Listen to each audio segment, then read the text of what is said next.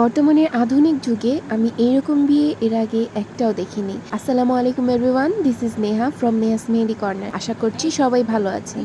Last wedding season December 2023 থেকে এটা উর্বি আপুর মেহেদি সন্ধ্যার একটি ভিডিও, যেই অপেক্ষা করছিলাম কিছুক্ষণ পরই উর্বি আপু চলে এসেছেন। She was looking extremely beautiful and pretty, মাশাআল্লাহ মাশাআল্লাহ, কার নজর না লাগুক। ভেন্যুতে আসার পরই আপু কিছু নিজের পার্সোনাল ফটোগ্রাফি করে নেন, এর পাশাপাশি ফ্যামিলি এবং ভাইয়ার সাথে কিছু সুন্দর সুন্দর ছবি তুলে নেন।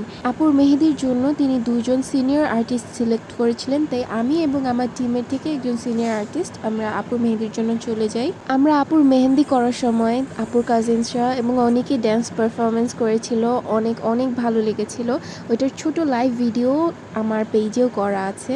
এবার বলি কেন আধুনিক যুগের প্রেক্ষাপটে উর্বি আপুর বিয়েটা এক্সেপশনাল ছিল। উর্বি আপু এবং ভাইয়ার অ্যারেঞ্জ ম্যারেজ হয়েছিল এবং আজকে মেহেদির দিনেই আপুর আর ভাইয়ার প্রথম দেখা ছিল।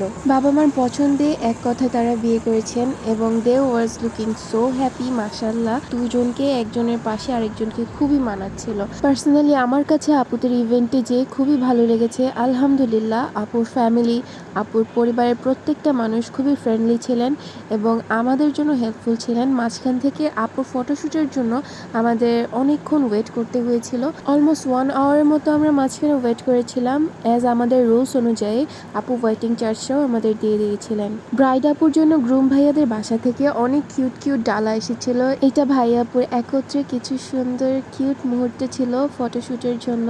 এখানে ক্যামেরাম্যান ভাইয়ারা বারবার ডিরেকশন দিয়ে যাচ্ছিলেন এবং ভাইয়া এবং আপু লজ্জা পাচ্ছিল। লাস্টে দেরি হয়ে যাওয়াতে ওরকম পিকচার তোলা হয়নি, কিছু ছবি অ্যাড করে দিয়েছি। Thank you so much for watching. আল্লাহ হাফেজ।